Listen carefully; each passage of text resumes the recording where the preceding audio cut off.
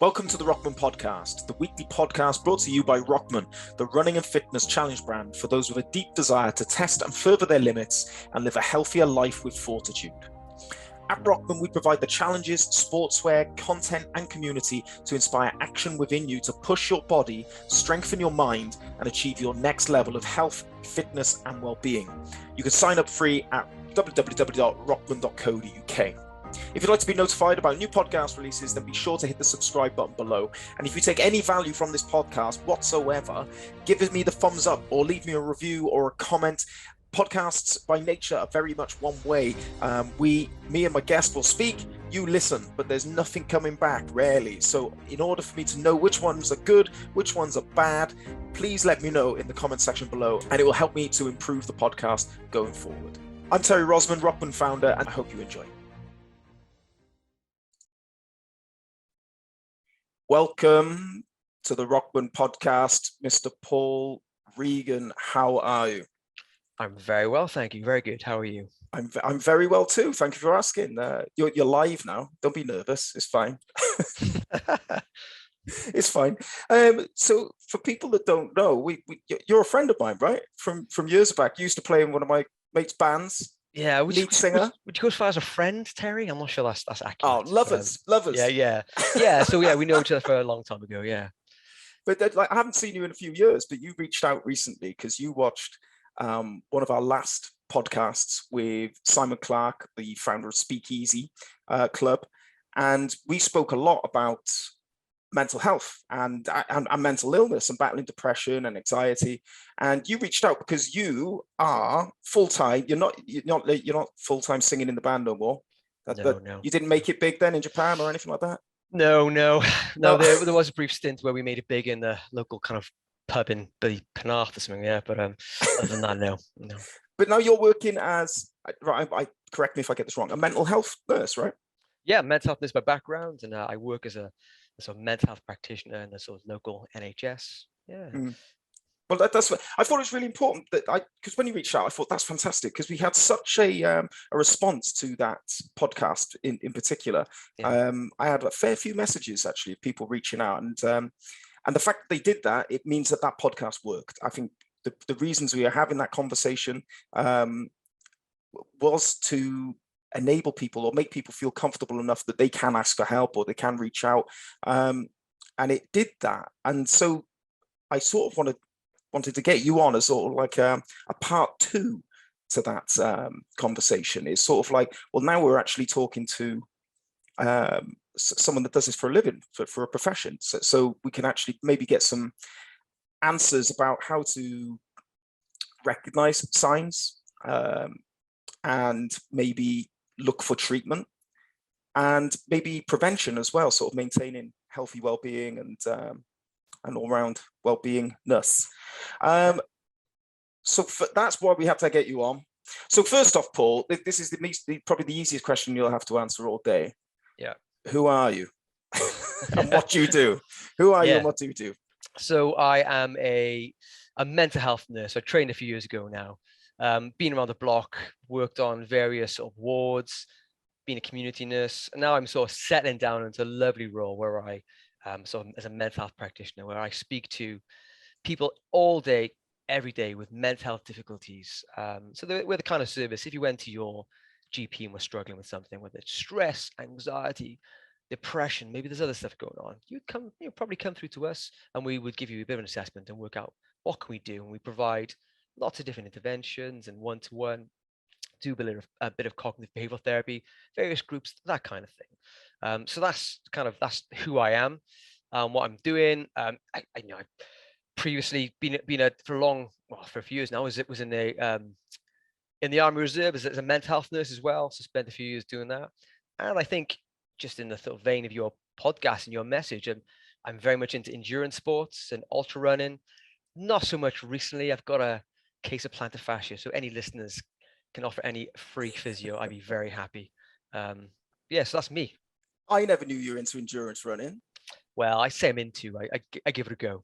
You're not a spectator. You do participate. Yeah. I think if you're ever running on the Vale coastline, you'll probably bump into me at some point.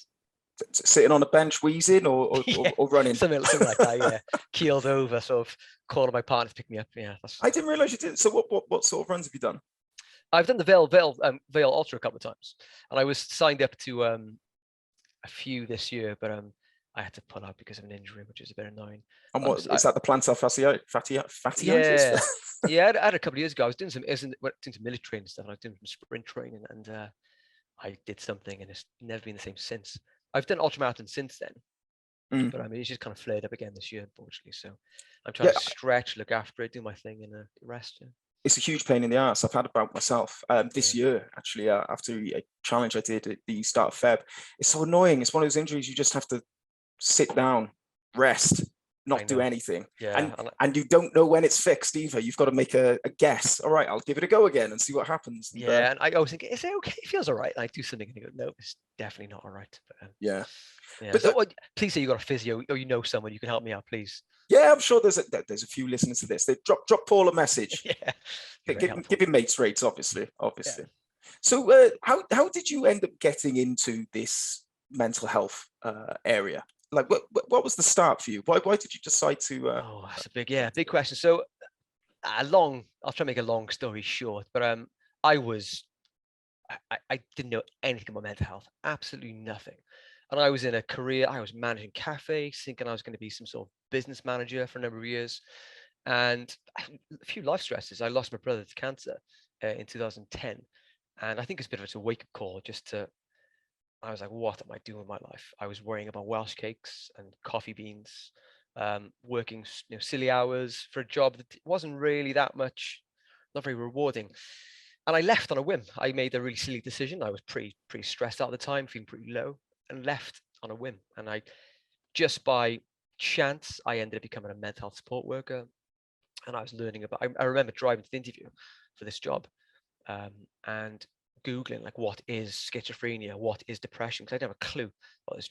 And then a couple of years later, I was trained to be a mental health nurse, and here I am now. So that's it's been a good few years since. Yeah. You did condense that long story. Yeah, there's a lot more to it than that, I suppose, but yeah, so that's the gist of it. How the hell did you end up applying for a job that you essentially knew very little about? And how did you even get that job then? Just sheer desperation. I had, I think a lot of people who probably listen to this podcast and a lot of people who are interested in mental health can recognize points in life when they think, I had nothing going for me. I didn't know what I was doing. There's a real kind of point in people's lives where you think, I've got two roads to take. Either I could just carry on as is and the things are going to fall apart. I'll lose all my purpose and meaning, and other road, you can try something. I was kind of at that kind of junction in life, and I thought I'll just give it a go. Maybe I got the gift of the gab, I don't know, but I got in, and that was it. Yeah. And so when did you move on to the military then, in the reserves? Well, first year of my course in university, so I was in Cardiff University, and we had a talk from some reservists came in, and they were talking about these venture challenges and all the perks of being in the reserve and all the good stuff and all the fun things. And I was like, I am sold. So I just left that room and I signed up and I did all my basic training and all that stuff. And yeah, I was a corporal in the Army Reserve for about 5 years. How does that work then? Because I've looked at it myself, but unfortunately I was over the hill. I was too old. Yeah, no, I wanted to do the Royal Marines, believe it or not. Like I thought, right, let's go in at as high as I thought I could possibly do, but then looking at the tests and trying them on, because we actually try some of the tests on the Rokman challenges, I probably wouldn't have made the grade. But what sort of work? Because the reserve it's only like, is it 19 days a year?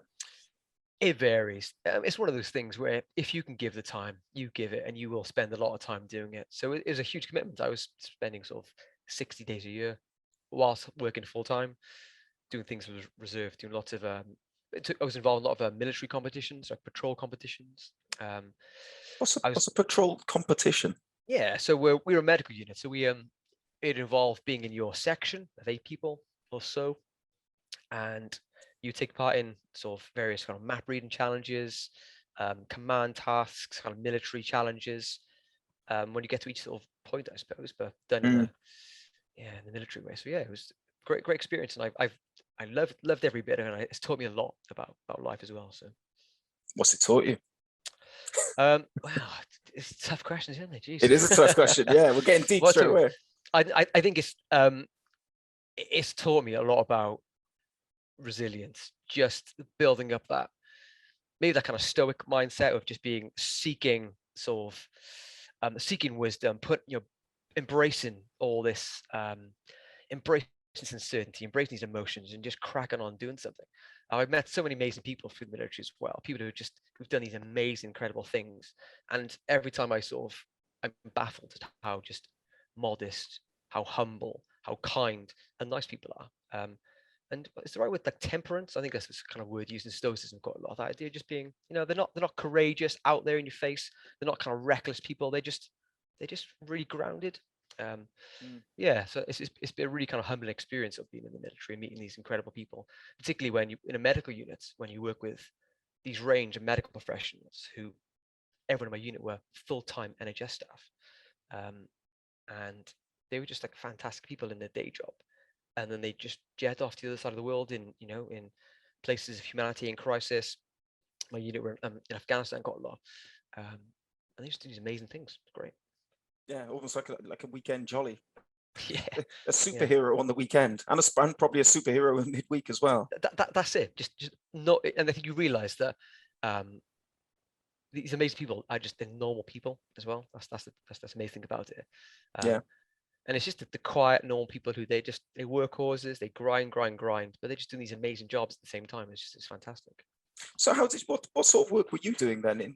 Because you were in as a mental health nurse in the military then. So, Yeah. So the essence of it is not much mental health nursing, because my day job is my profession, and as long as I'm doing my day job properly, any kind of role in the military would be similar. So I wouldn't necessarily do kind of mental health taskings, or unfortunately I missed out on a lot of opportunities to deploy as well. So I kind of missed that boat. mhm. Yeah, which is a shame. Yeah. And so what happened after that? Where did you go after the military? Just stayed here. Yeah. Just back to my day job. Yeah, cracked on with that. Yeah. Oh, right. So I see what you're saying. Because it was a reserve thing. It was Oh yeah, yes, a yeah, supplementary yeah. income, a supplement job. Yeah. So it was a long, alongside my my day job. Yeah. Ah, right. I get it now. I get Yeah. it now. I was getting confused.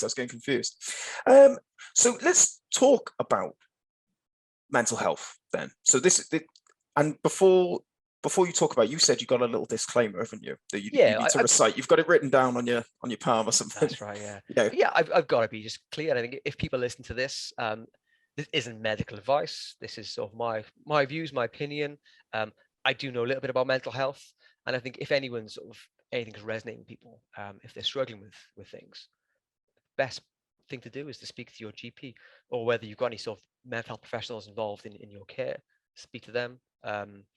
But I hope maybe this podcast gives people a little bit of information, a bit more of an insight to mental health, so they can reach out, can get that help and support. Yeah. Mhm. But these are my opinions, and please reach out to your GP if you need to. So I suppose your signpost. Are you like, you can point people in the right directions?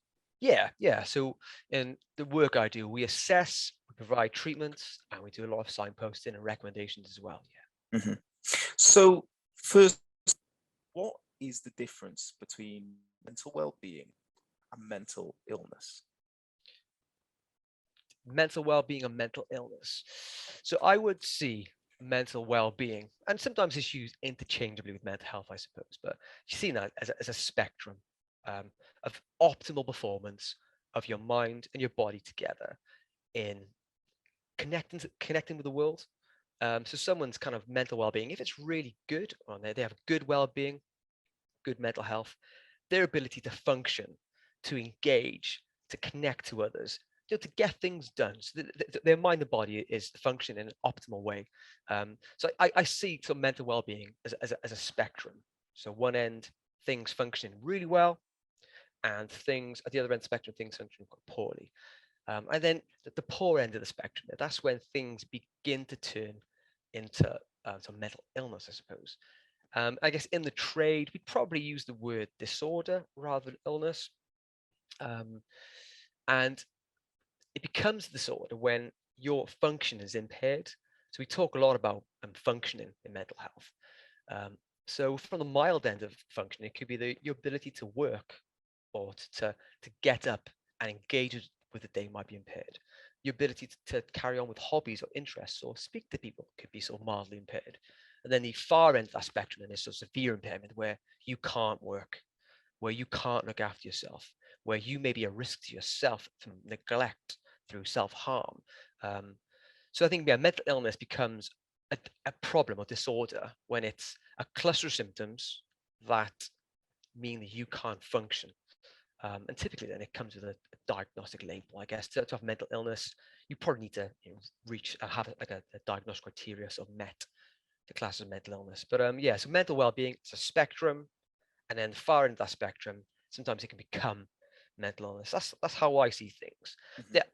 I think what is well-being is a huge question. There's probably lots of different definitions and ways of explaining it. But I think when it comes to well-being, I would sort of take a really kind of big sort of step back, almost a philosophical approach to it, and just appreciate that we're human as well. So we're human.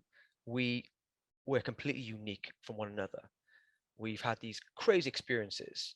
We're born in this skin. We've had no choice over things. Some of us have all the luck in the world. Some of us are born with good looks like me, or kind of just physically well, athletic specimens.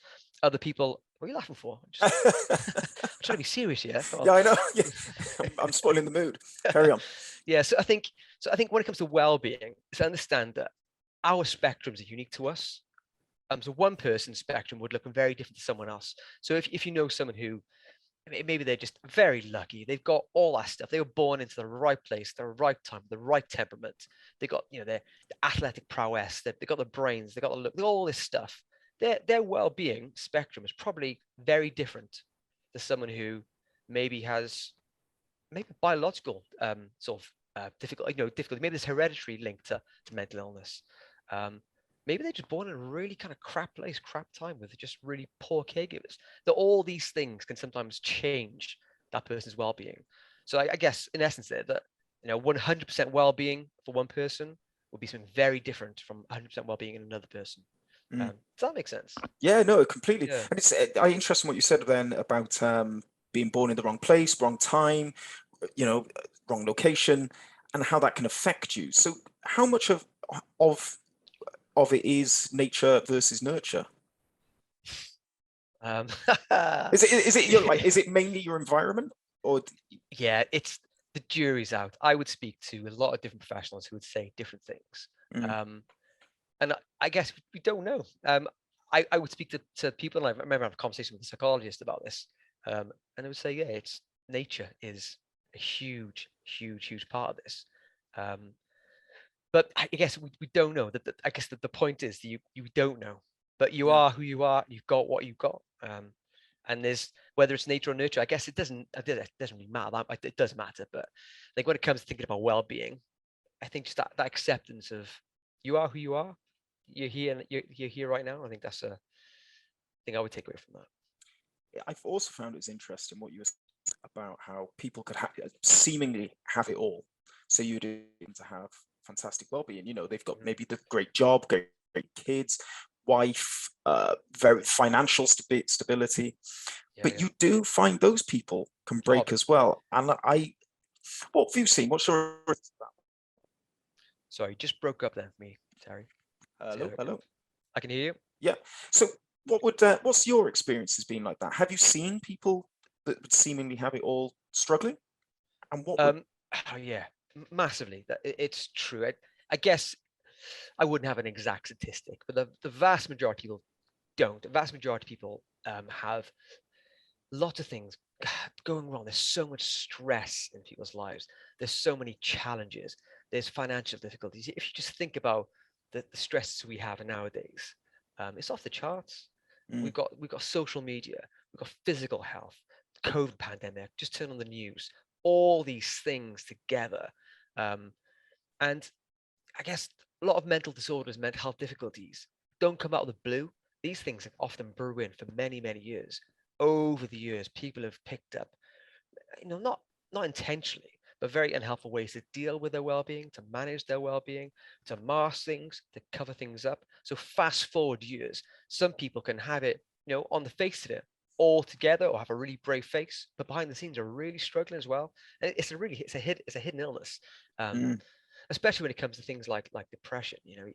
When you hear depression, you don't expect. Sometimes you expect to see someone who looks really depressed. It's not always the case. It's really hard to sort of to spot, to identify.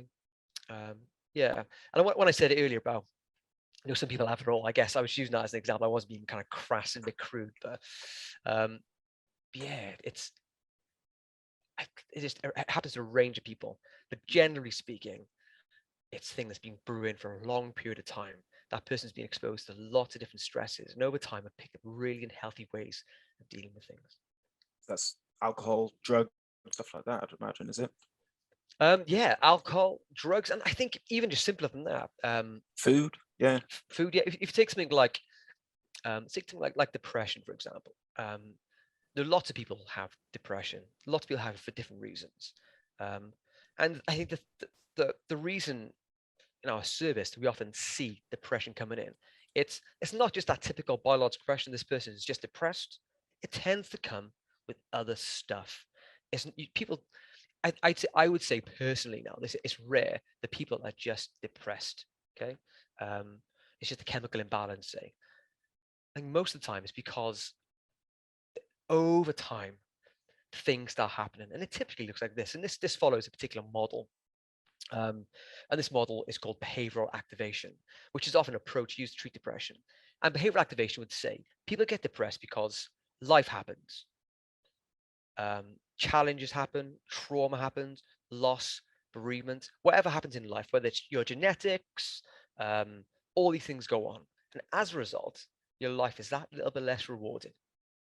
And when your life is less rewarding, you feel sad, you feel down, you feel numb, you feel apathetic. You just feeling changes. And it might not be obvious straight away, it might be subtle. Then when you feel a bit differently, the way you engage with the world changes. So someone who is feeling quite sad, for example, it's very easy to pick up your phone and just cancel a plan, not respond to your friends, go to work, just head down, get the job done, don't engage with colleagues. It's very easy to do those things. And then the difficulty with depression, it forms this cycle that has consequences. So you canceling plans, you not speaking to people, you're not connecting with other people, you're not engaged with hobbies, has consequences. And those consequences feed right back into the start of this cycle. So that your life becomes less rewarding again. You feel a little bit worse, and then you feel sad, you feel depressed, you feel down, you're apathetic. You carry out more behaviors to feed into the cycle and have more consequences. So time and time again, this cycle goes round and round and round, to the point where you've learned one way of dealing with things, and you're not getting out of that easy. I think, and going back to your question earlier about what is mental illness, I would say so mental illness as well is when your mental health is to an extent where you need help to get out of this cycle, whether that's through getting some counseling, seeing someone, speaking to someone, learning more about mental health. Yeah, I know that's one way of looking at depression. That's the behavioral aspect. And then a cognitive therapist would say that, I guess, alongside this process is there's the way you think begins to change. So typically, I'm just using depression as an example, people will think in a very, very negative way about themselves. They'll have this very black and white thoughts, those almost typical, I'm useless, I'm lazy, I'm not good enough. And they will carry these thoughts on their shoulder around them all day behind the scenes. Every decision they're making, it's almost like this little like a little devil on their shoulder, just sort of reminding them. And so whenever they deal with problems in front of them, they're doing it through the lens, I guess, of not being good enough, being lazy, being useless. And the list of those those statements and beliefs just go on and on and on. And what happens when you think you're not good enough? Well, yeah, I don't deserve this, or what's the point looking after myself? What's the point in enjoying myself?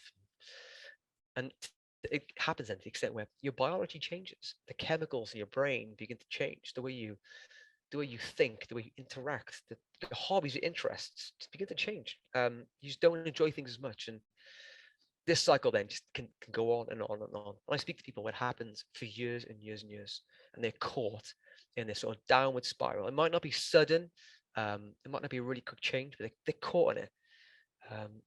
Yeah, and that's often when people kind of come to us, and when we look to them to find ways to guess, to break that cycle. Yeah, I think that's exactly it, isn't it? It's this exponential sort of cycle. I can imagine it just gets worse and worse and worse and worse. Should Yeah. go down, really. How does someone put the brakes on then? I mean, what are the signs that they should be looking for? What are the emotional signs? What are the physical signs? What are the behavioral signs that they should be looking for to go, right, something needs to.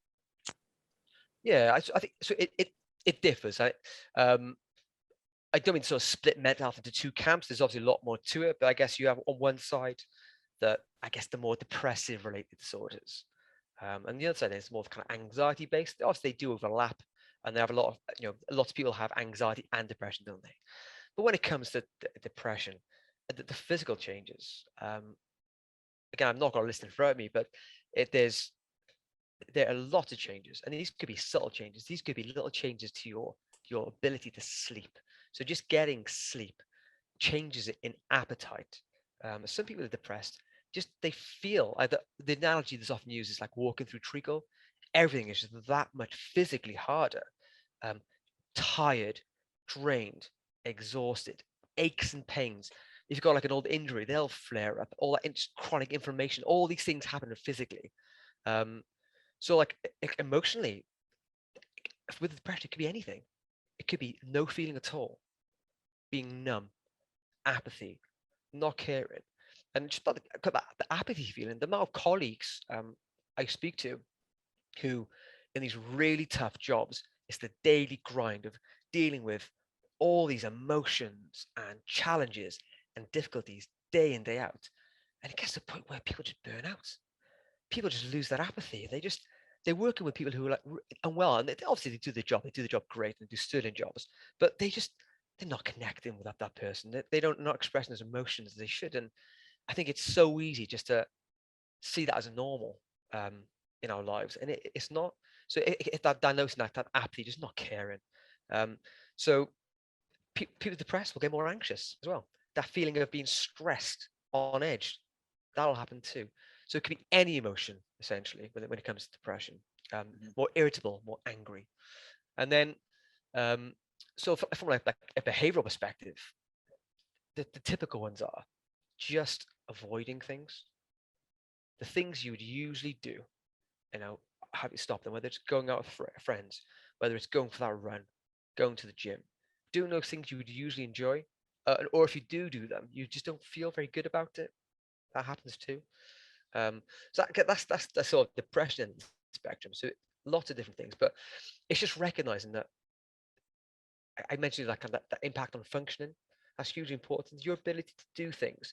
If you think now compared to say 6 months ago, I'm not doing as much. I'm not sort of out as much. I'm not enjoying things as much as I used to. I've been a bit irritable lately. At work, I'm getting a bit stressed at work, and think sometimes that can be a little sign saying, stuff's not right. Doesn't mean you're depressed necessarily, but it means that things aren't right. You're clearly under a bit of stress. And just thinking about it then, thinking, okay, what can I do now? Can I maybe learn?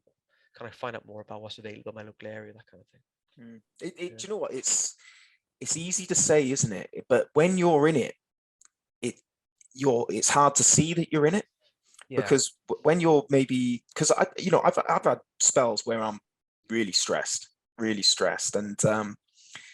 it's funny. I'll push people away, especially my loved ones. I'll be nasty to them. I'll be mean to them in a way. Cause I don't know why. I don't know why I'm doing it. It's like you want to push them away, but it's weird because all you want is them to help you.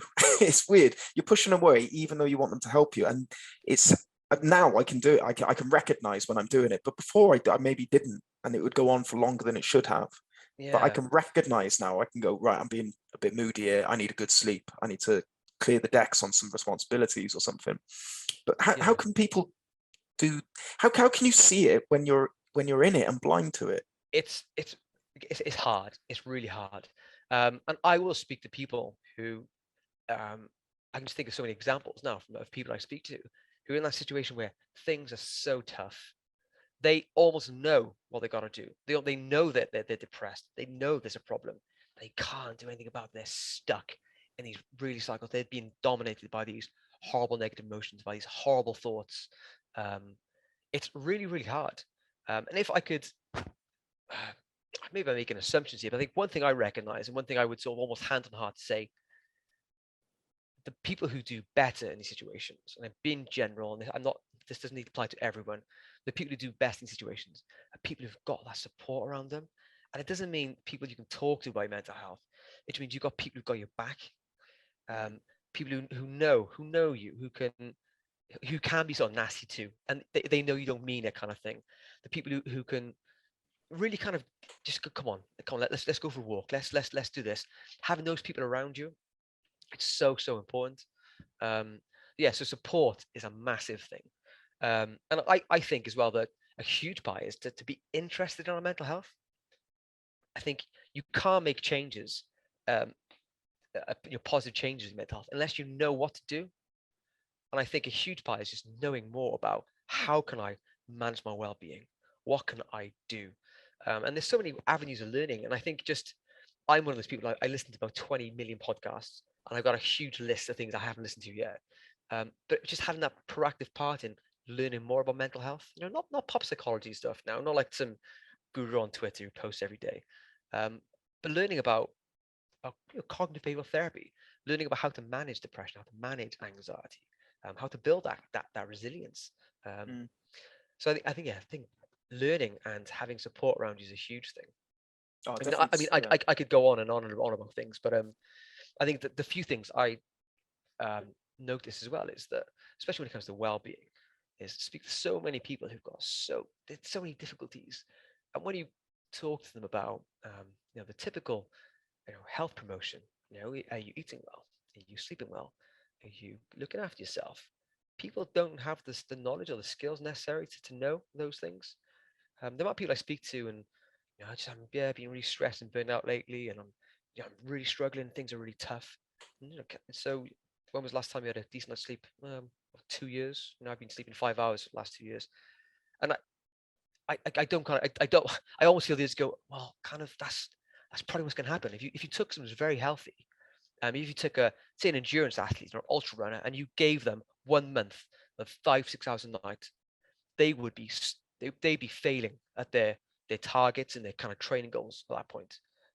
They'd be miserable, stressed, and won't be feeling good. And sleep's one of those things where we're in an epidemic of sleep deprivation in our society. So yeah, managing sleep is a huge thing as well. Yeah, but it's tough when you got kids as well, isn't it? Like, yeah. Oh yes. As we know. Yeah. Talk to me about stress then, like, because that's like a major aspect of mental well-being, right? Oh yeah, stress. I think stress is probably it's like public enemy number one when it comes to mental health. So what is stress? So I think people use the term stress in a interchangeable way with like an emotion. I'm stressed. I'm feeling stressed. I'm semantics, but you can say that, I suppose. But when we talk about stress and mental health, we're referring to a system, and that is your sympathetic nervous system. So there's two parts of your autonomic nervous system. So your body has basically two modes. One is stress mode, one is de-stress mode. So the stress mode is the sympathetic nervous system. I'm not entirely sure why it's called the sympathetic nervous system, because some sort of Latin. And then the other side is the parasympathetic nervous system. So whenever you're faced with a danger, okay, and often when we talk about stress, we all bring in examples of our ancient hunter-gatherer ancestors to give people a sense of what it's all about. But if you imagine one of our ancestors hunting and gathering, and out of the bushes jumps some sort of saber-toothed cat or something. Our ancestors would have had the exact same response as we would if we walked into the road and a car came screeching around the corner and was going to hit us. They have that instant release of all these chemicals. I don't know the exact science behind things, but you get something called acetylcholine, which kind of activates all your muscles, and it releases adrenaline that kind of selects which muscles do what. So when you're stressed, you get this huge wave of anxiety, dread, fear. You feel really uncomfortable. Your body just wants to move. That's what stress is. Your body's going to move, and with that comes a lot of other functions as well. So the way it's really complicated, the way the adrenaline is released into our our body, it shuts down some organs and sort of increases the function of other organs. So and what are the typical signs of becoming really anxious would be like trembling, getting that sort of flushed, hot cheeks, sort of feel your heart racing. So the adrenaline will actually ramp up your heart rate. It'll increase dilation of your expansion of your blood vessels. And so more blood goes to your heart, more blood goes to your skin, your muscles, your brain. And it's getting you ready to do something about it, to fight or flight. So yeah, sometimes the stress system is referred to as fight or flight. Mm-hmm. So that's stress. I will add there. And what happens then? So some parts of our body, the blood vessels expand to get more blood, and then other parts of the body, the blood vessels constrict to get less blood. So one of the things you may have had experience, I certainly have. I think we talked before we started about me being in a band. Before a gig, what would happen? I'd take a few too many trips to the toilet. Okay, that is your blood vessels constricting in your bowels. So people who are anxious, particularly when they're stressed or it's persistent, all the kind of IBS type symptoms, they lose their appetite. It's because their stomach's not working. It's not working as it should, because your body wants to prioritize the organs that are going to get you out of danger, not digesting your last meal. So that in a nutshell is stress. We have the exact same stress response as our ancient ancestors. So rewind thousands of years ago. Every species has some sort of stress response. So we share that with the animal kingdom. So that's stress. That's short-term stress. That's acute stress. So acute stress is really short-term. I'm in danger. Get me out of there, or let's fight to survive. That's what stress is. I just want to jump in there as well, because there are healthy amounts of stress, right? It's not an emotion that we need to just stay away from completely. No, yeah. So there's a lot of science here, and a lot of it's quite new to me as well. But with stress, the stress release we have, the spike in adrenaline, the spike in cortisol, which is the stress hormone, often seen as a bad thing. It's not. It's responsible for metabolizing, for using different sources of energy. It kind of helps us emotionally learn things. It plays a huge part. And if you take an endurance athlete, when they're running an ultramarathon, their body's stressed all the way around. Under the microscope, under the microscope, they look like someone who's running from a lion as far as kind of biology is concerned. But they're in control of it. It's a different kind of thing.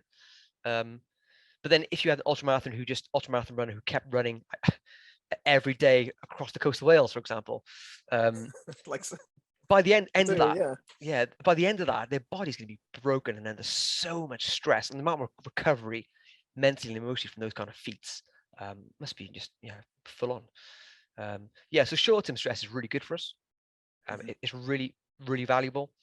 It protects us, keeps us safe, and I think that the various hormones that are released during stress have so many other functions outside of making us feel not very nice. But when stress becomes a problem is when it starts to, you don't get that recovery. You don't bounce back from a period of stress. And people in a really stressful job, people with sick loved ones or recent bereavements, that fight or flight response is just turned on a lot of the time. It's all these hormones hanging around for far too long, and you don't get that recovery. And that's where things begin to give. That's when stress becomes more chronic, more long-term. And there's one thing we know in sort of mental health is stress kills as well. Stress will shorten your life. It'll have a huge strain on your heart and a lot of your bodily functions. There's huge links to cancers, to heart disease, to diabetes, to dementia. It's one thing. Stress kills.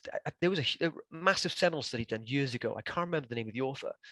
But they looked at managers or senior clerks. I think it was somewhere in some government position or something, and then their subordinates, and looked at life expectancies. And subordinates were vastly prematurely died compared to their managers. Stress kills. There's so many different studies and statistics around the impact of stress. So we shouldn't be in the long term. We should not be stressed for long periods of time. It should be something that we have a problem, we get a huge surge of adrenaline and stress, we deal with the problem, and then we go back to that restful phase. So that's the parasympathetic nervous system. That's where our body kind of slows down, our body digests. We know we can have sex, we can engage with people, we can enjoy, we can learn, we can grow. That's where we do all the good stuff, and sleep as well. Yeah, it's funny. Do you know what? The time where I realized that mental health and well-being was a serious matter was when I was under immense amounts of stress. I was working for, I suppose previously you sort of, maybe a bit naive to it, going, oh, what, you can't handle your job, or, to people that are suffering, you belittle them a bit. But when it happens to you, you understand it. I was working for an international sports brand, won't mention, shouldn't, don't want to, but I was run by a really great guy. I've got to say that he's a good friend, and he still is today, but he was a terrible manager, and he would put immense amounts of stress on me day to day in my job. But it wasn't just left there. It was when I would go home, I would still get texts at 8 p.m., 10 p.m, shouting, swearing, threatening my job. And this would go on, and this went on for 2 years. At first you sort of like, right, you are resilient to it, you can do it. But as they say, excess can never endure. It doesn't matter how tough you are. If you're living in that excess area, you will break at some point. And I remember I could see myself getting ill, like mentally ill, like if this continued. I remember having what I think was my first panic attack. I'd never had one before, but I was away with the missus. I was taking her away to propose. Like, this was supposed to be a fantastic weekend. And he texted me, not threatening to sack me, but alluding to losing my job because there was a typo in an email. And I'm supposed to be on my annual leave here. And I remember just feeling this feeling of overwhelming and like tunnel vision. It was really weird. And but it was in that situation where I realized, like, this is real. Like, I understand why people can, to the point where they get, where maybe they feel worthless, no self value. And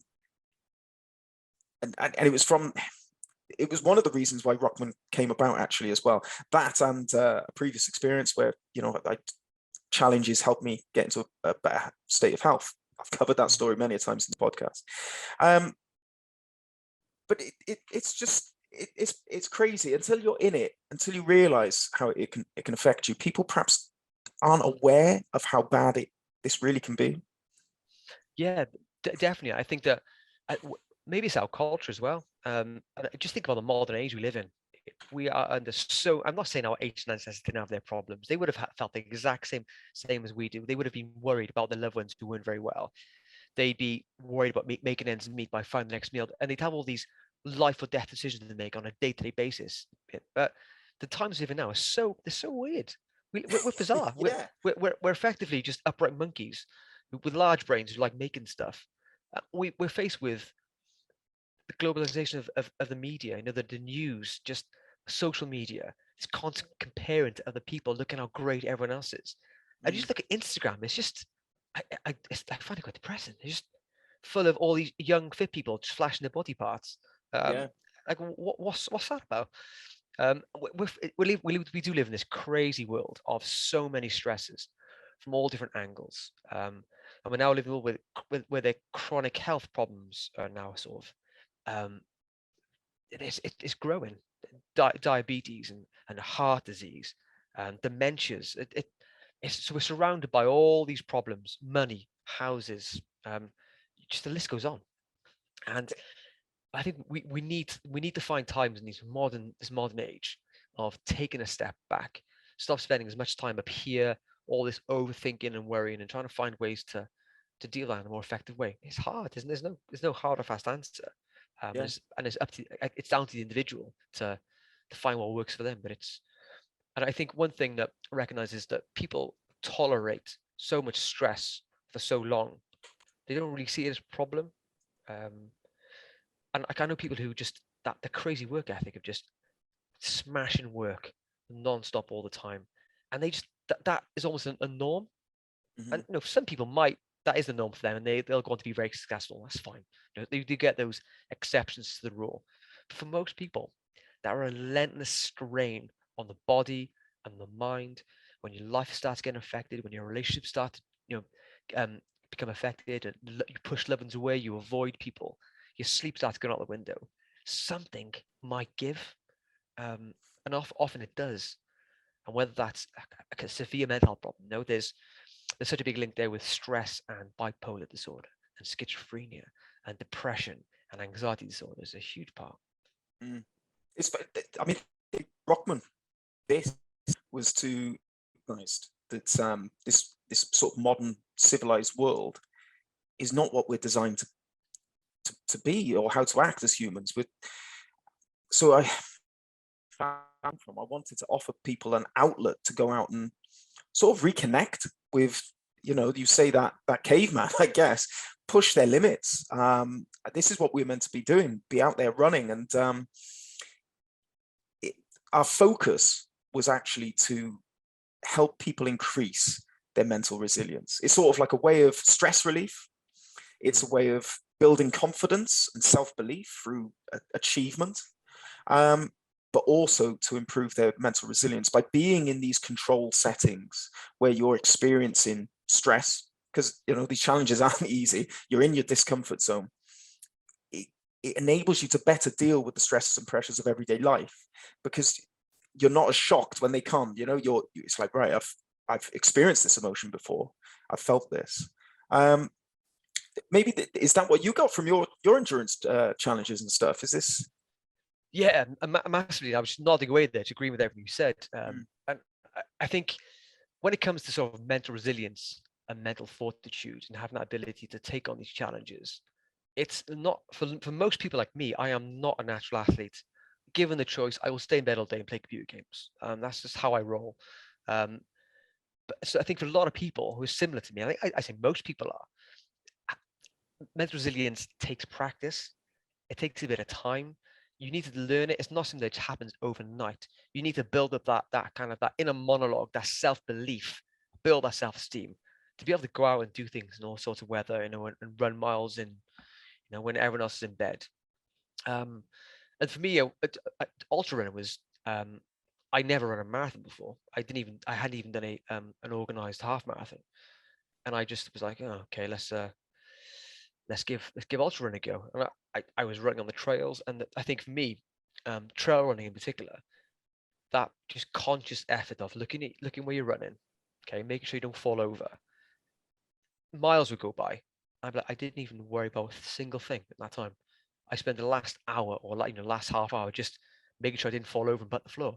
Yeah. And I think just then, it sounds a bit cheesy, but I used to love running, and you're probably quite familiar with the Welsh coastline and the especially on the Vale. You look back and you can see this huge stretch of cliffs going off into the distance. And think that's why I started over there. An hour ago or a couple of hours ago, I was in bed, sort of self-loathing, thinking I was useless. Now I just run this mass stretch of coastline. It's so I found it was a really good experience just to build that confidence and that ability to just go, yeah, I can do that as well. Not everyone has that, and I think before I joined the military, I think I used to do like circuit training every couple of days, and that'd be it. That'd be my attempt at sort of building my strength and fitness, and doing stuff in the military and just getting pushed and building that resilience, and really increase my ability to just go, yeah, I can give that a go. I can challenge myself. I can push myself. I can do those things. So yeah, that self-belief, I think, for a lot of people doesn't come naturally. It takes practice.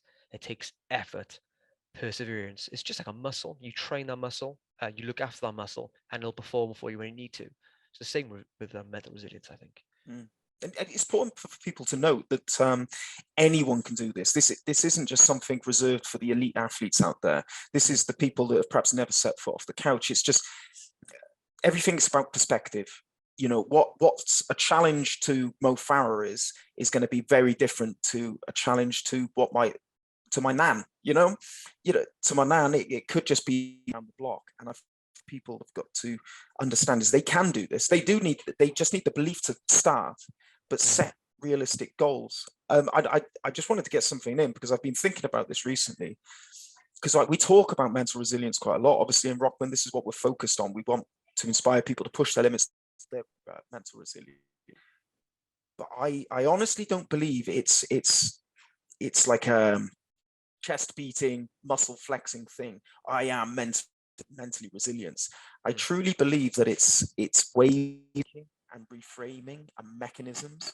And what you do by these challenges is you're getting more experience of reframing, more experience of looking at problems and issues in different ways.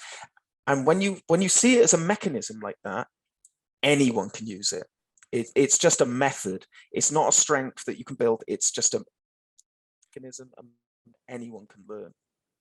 Yeah. Would you agree? I completely, I think what Yeah. you sort of said there in a roundabout way was essentially that the ethos of cognitive behavioral therapy, that ability to sort of put your cards on the table, go, what's going on? Okay, what am I feeling? What am I thinking? How am I behaving?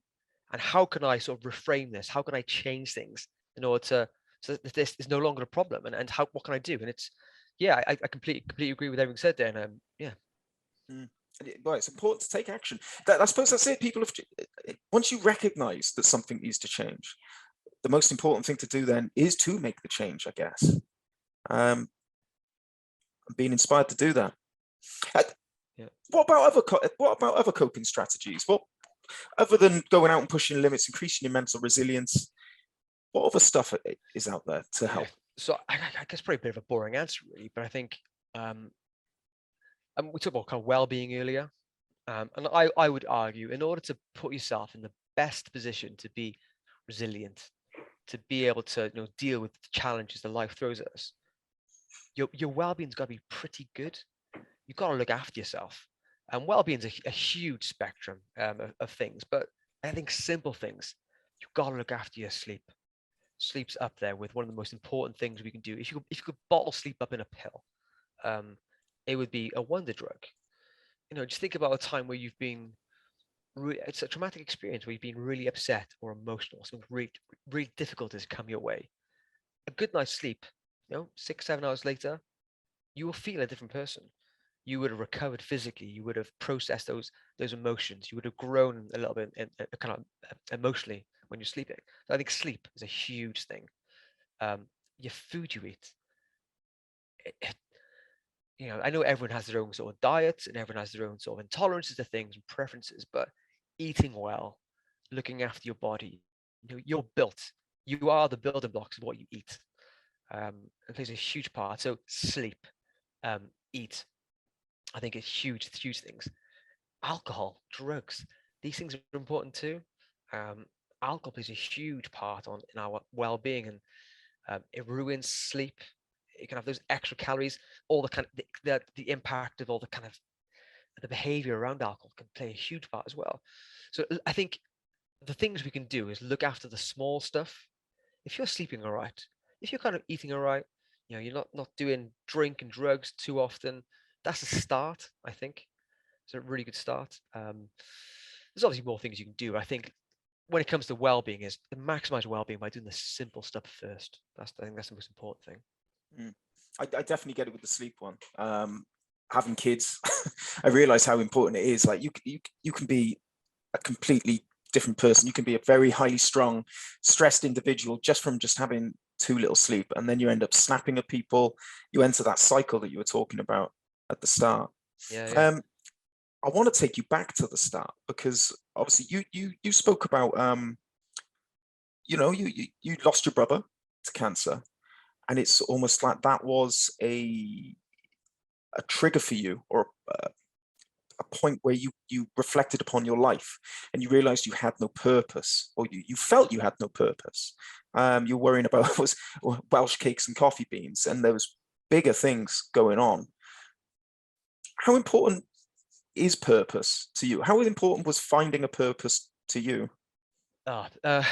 Massive. I think particularly when we're young, when we're in our late teens, early 20s, we are these sort of ego-driven, emotional beings who want yes, you want status, you want to be doing well, you want all these pressures and things, and you want to be performing. And when I think as I grow older, I can look back and go, well, these things don't matter. I'm getting to an age where I'm getting a bit more sensible.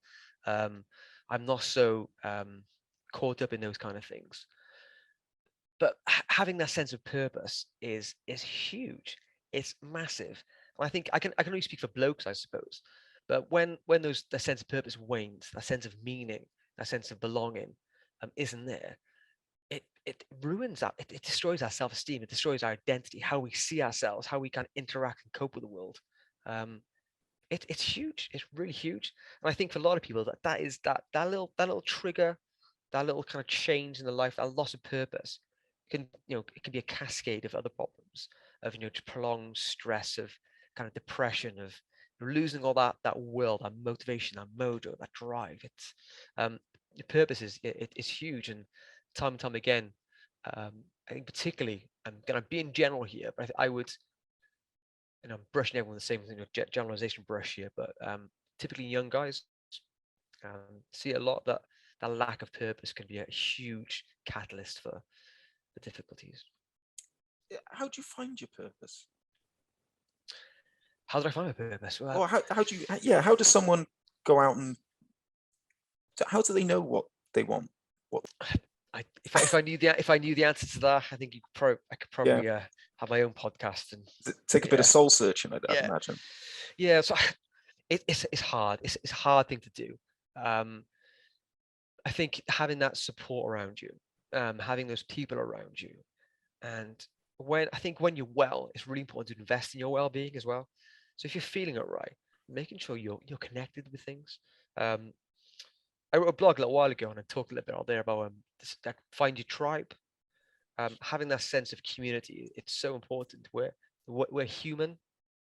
We are social creatures. That's why we're covering every part of the globe. That's why we've got huge, skyscrapers. That's why we've got all this technology. It's because we're a social species. We learn from each other. We lean on each other. We belong in families and groups. And some of us are introverts, some of us extroverts. It doesn't really matter, but we all need that sense of belonging and purpose. Yeah.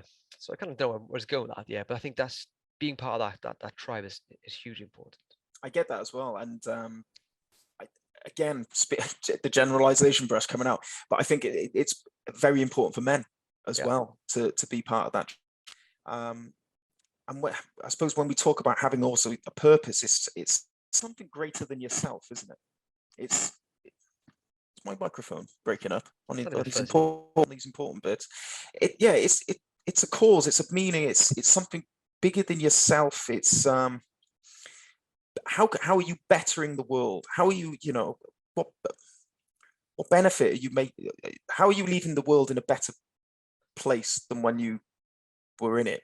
Yeah, that's how I sort of perceive purpose, and that can literally, you don't have to go out and incurable and stuff like that. It could just being the best father you can to your children, being the best son you can to your parents, or daughter to your parents. It's being part of your community, or helping disadvantaged people around you. It's, I suppose there's a wide scope, but it's how are you bettering the world? What value are you bringing?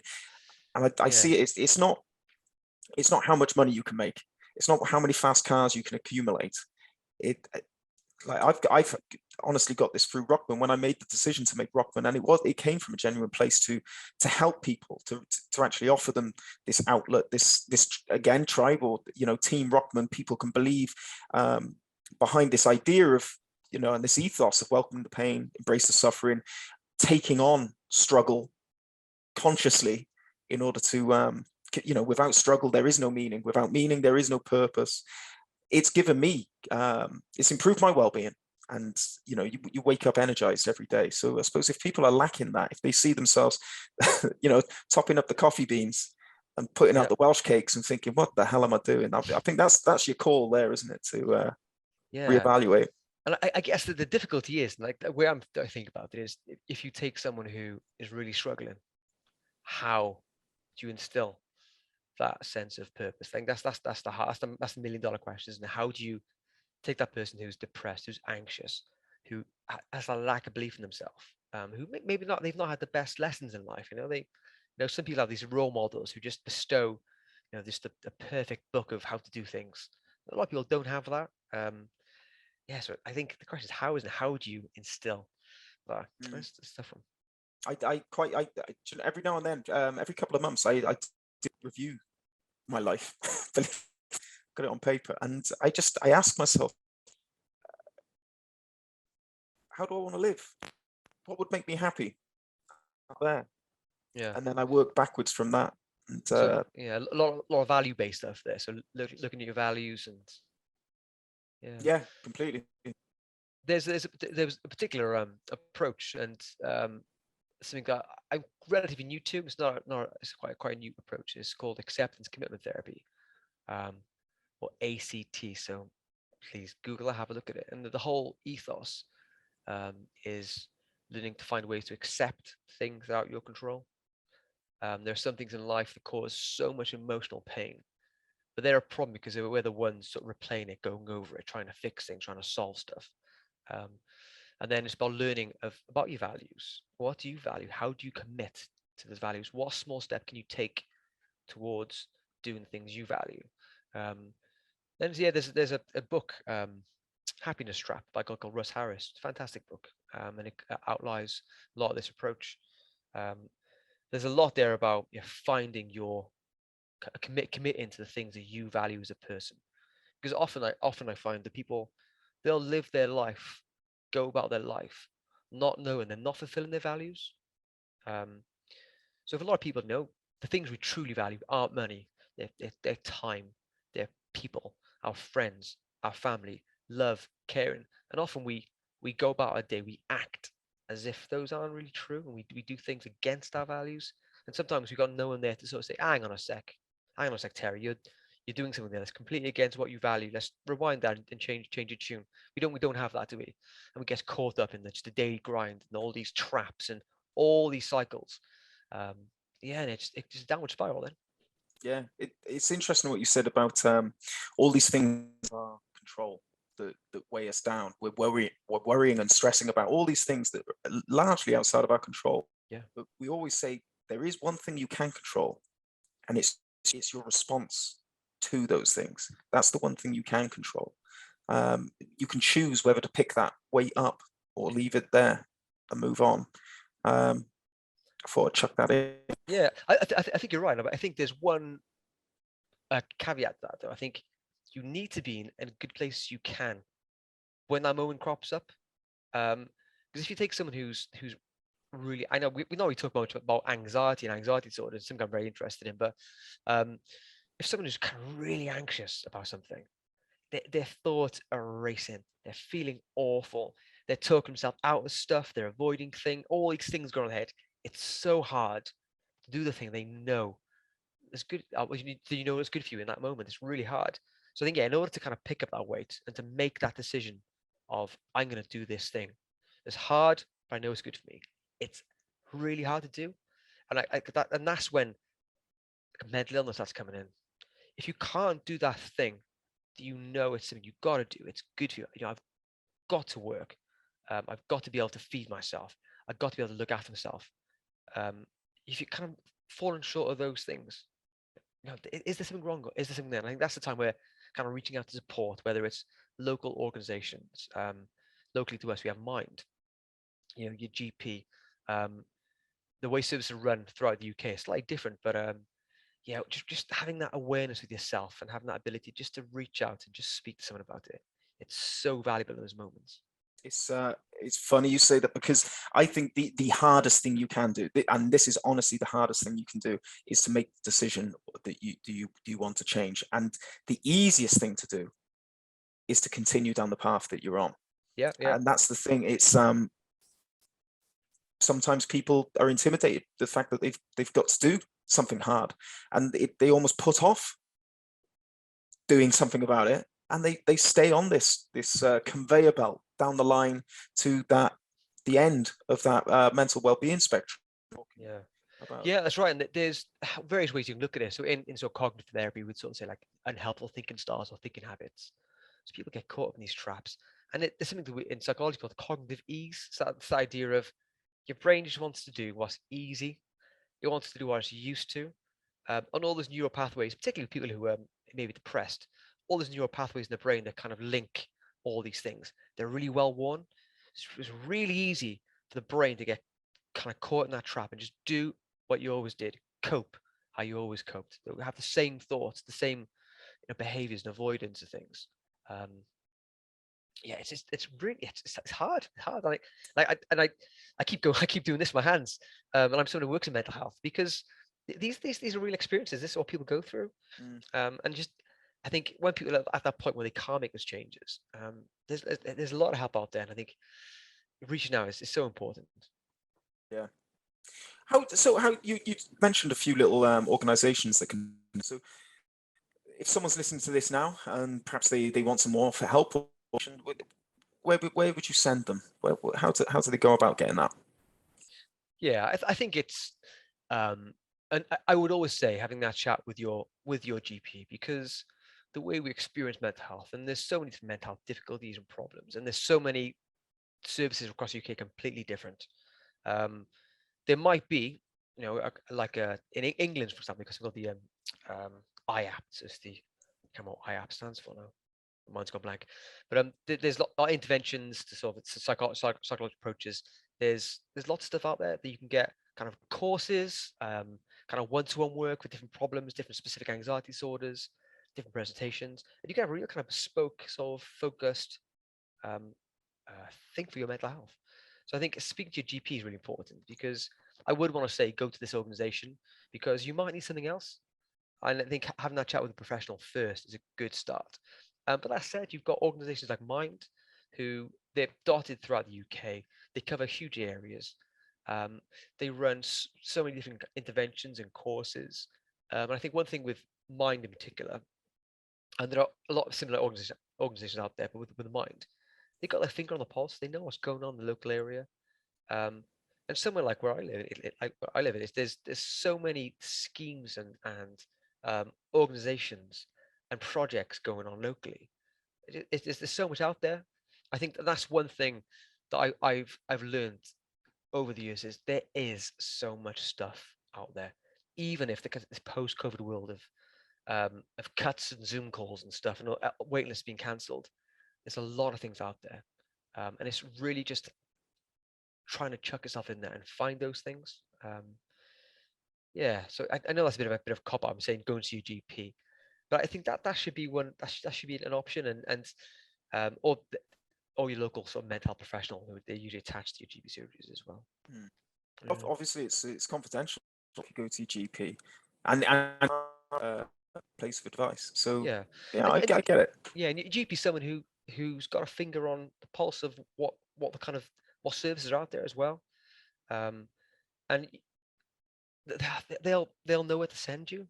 I mean, it might not always work. It might not always be really clear cut, but they'll know. Think, actually, yeah, we need to sort of get you to this organization, and we need to sort of send you this, or we need to send you this mental health professional. Accessing counseling, accessing these interventions, sort of is done through your GP. So like that's the sort of first protocol. Yeah. I'm really interested now because you've spoken a lot about psychology and your podcasts and your books. So if perhaps people just want to learn a bit more about how the brain works and that sort of aspect of it, what's your advice to them? What's your best podcast? What's your best book? Best podcast. Oof. I don't say the Rokman podcast because I know that. I mean, I know that's number one, but we're Of course. Yeah. I would. There's a couple. I really value All in the Mind podcast. So if you want specific mental health content of the latest science, latest news and research, All in the Mind podcast is great. Claudia Hammond is one of the longest running Fuse Radio 4 podcasts, or radio shows. Great. If you want something a bit more, a bit more full on, a bit more informative, a bit more science, a bit more like protocols, what to do, how to do them. Huberman Lab. You're doing Andrew Huberman. You familiar with him, Terry? I recognize the name. Yeah, so Huberman Lab, Huber Lab. He's a professor from Stanford, I think, and he kind of gives all the science behind and kind of, he calls them protocols, how to hack things essentially. That's a fantastic resource to look at.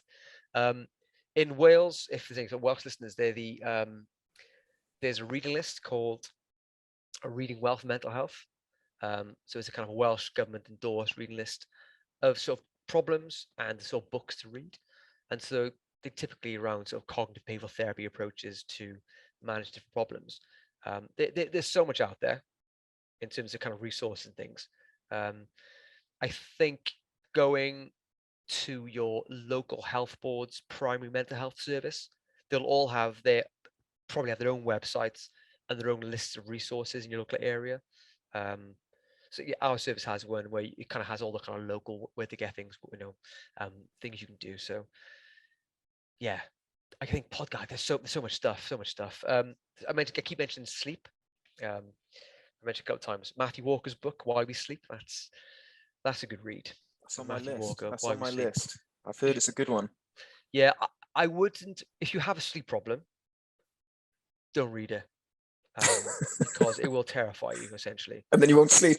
Yeah, no, exactly. Yeah, there's I think if you're struggling with sleep and you've got a bit of insomnia going on and things are really difficult, there's a book called Overcoming Insomnia and Sleep Problems by a guy called Colin Espy, who's one of Britain's leading sort of sleep therapists. I think he's a psychologist by background, and he's got this manual of cognitive behavioral therapy for insomnia.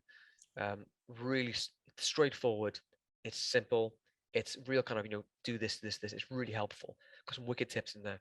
That's a good start if you're really struggling with sleep. But if you're interested in sleep, and yeah, it's all right. Matthew Walker, Why We Sleep is a fantastic book to read. He's also got a good podcast as well. So yeah, I'm sure he's been on Joe Rogan and Huberman and all these different kind of podcasts as well. So Huberman, yeah, I recognise that name, Huberman. Yeah, I'm gonna have a look. I'll look it up myself after this. You'll be addicted now. You'll be addicted. I'm pretty sure there's a one of his podcasts on mental resilience as well. So you'd be. I'll send you the link if I find it. So where can people buy your back catalogue of Zenith songs, Paul? If people want to buy it. Yeah, I'm pretty sure somewhere in a garage there's a box of ones we never sold. I've got it. I was the number one fan. Yeah. So where can people follow you? I mean, do you put out useful information or No, I don't. No, it's something I want to start doing. I'm not. I mean, yeah, I don't have anything anywhere, but I'm quite keen on. Trying to find ways where I can sort of spread the message of mental health and well-being if I can in any way. So. Yeah, well, you saying you're writing blogs now, right? Well, I wrote a blog. The first experience was a couple of weeks back, not a couple of months back. And I just found it a great experience, and I really enjoyed writing it. I'll put the link to it in the show notes, so people can look at that. And if you ever do get a public where you want to share stuff, let me know, and I'll put it out for people so they can get in touch. Thank you very much for that. I loved it. I thought it was brilliant. That was it was actually better than I thought it was. I thought we were going to talk about the mental well-being and nursing and the coping and strategies, but the fact that you went into sort of the psychological detail of it, that's the stuff I love. That's the stuff I love. So yeah, no, thank you for your time. Oh, thank you much. Yeah, thoroughly enjoyed it. And it's really nice just to talk about these things, I think, and together. And I think if you can create an environment where people can talk about these things freely, I think it's so important, because a lot of people don't have those environments to air these things, to talk about these things. So any way you can do that is fantastic. Yeah. Well, I would never have this conversation down the pub. This would not happen. So I agree with what you're saying. Like it's creating that outlet where people can listen in and getting on the action. Yeah, stuff like that. Yeah, I think just on that, just normalizing human experience of mental health. Again, I'm conscious I'm probably going to go into more detail here, but just recognizing that we're human. We are meant to sort of suffer. That one thing I've learned now, and I can, speaking to thousands of people in my job, is that suffering and being uncomfortable that's human, that's normal.